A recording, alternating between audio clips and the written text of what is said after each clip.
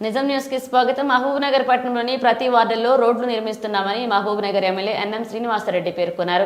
మహబూబ్నగర్ పట్టణంలోని పలు వార్డుల్లో 3,20,00,000 రూపాయలతో నిర్మించనున్న బీటీ రోడ్ నిర్మాణపు పనులకు ఆయన శంకుస్థాపన చేశారు.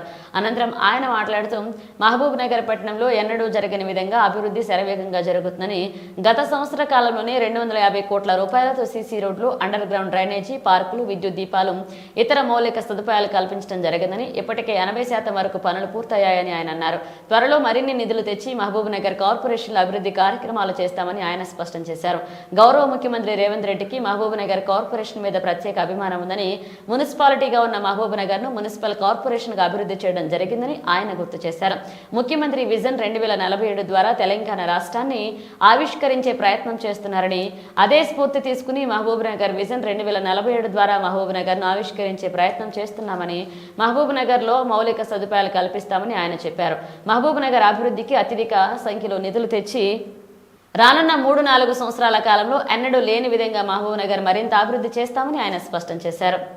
కోర్టు ప్రాంగణంలో ఏదైతే మెయిన్ రోడ్డు ఉందో దానికి కంప్లీట్గా రిపేర్స్ కావాలని చెప్పి న్యాయవాదులు అందరూ కూడా కోరడం జరిగింది. అలాగే ఈ ప్రాంతం నుంచి కలెక్టర్ గారు కావచ్చు, ఎస్పీ గారు కావచ్చు, అప్పుడప్పుడు ఇదే రోడ్డు మీద పోతూ ఉంటారు. ఇక్కడ నుంచి హన్వాడ కనెక్షన్ ఉంది కాబట్టి ఎప్పుడూ రద్దీగా ఉండే ఈ ప్రాంతం గుంతలమయమైంది, రిపేర్స్ అవసరం అని చెప్పి మొత్తం కూడా ఈ ప్రాంతమే కాకుండా ఇంకా చాలా చోట్ల వర్క్స్ 3,20,00,000 ఈరోజు శంకుస్థాపన చేయడం జరిగింది.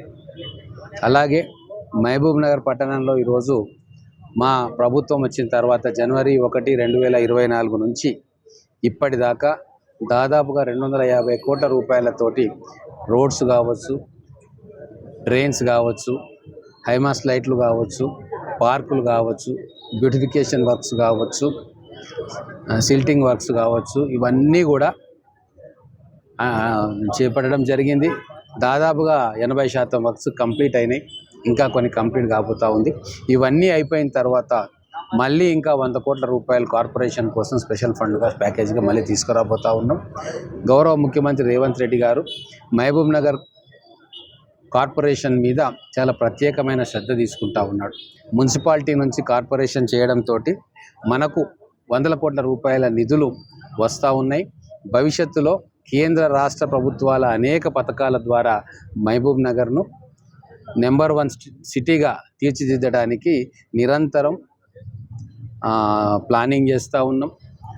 విజన్ 2047 ఏదైతే గౌరవ ముఖ్యమంత్రి గారు తెలంగాణ కోసం పెట్టుకున్నారో అదే విజన్ను మహబూబ్నగర్ విజన్ 2047 అని చెప్పి రాబోయే 25 సంవత్సరాల్లో మహబూబ్నగర్కు కావాల్సిన అన్ని రకాల మౌలిక సదుపాయాలు కల్పించాలని చెప్పి డిపిఆర్లు తయారు చేస్తూ ఉన్నాం. కొన్ని ప్రాజెక్టులు ఆల్రెడీ శాంక్షన్కు పంపినాం, కొన్ని ప్రాజెక్టులు ఇంకా ఎస్టిమేషన్ స్టేజ్లో ఉన్నాయి. ఖచ్చితంగా ఈ రాబోయే 3.5-4 సంవత్సరాల్లో మహబూబ్నగర్ను గతంలో ఎన్నడూ లేని విధంగా అభివృద్ధి పథంలోకి తీసుకుపోతాం.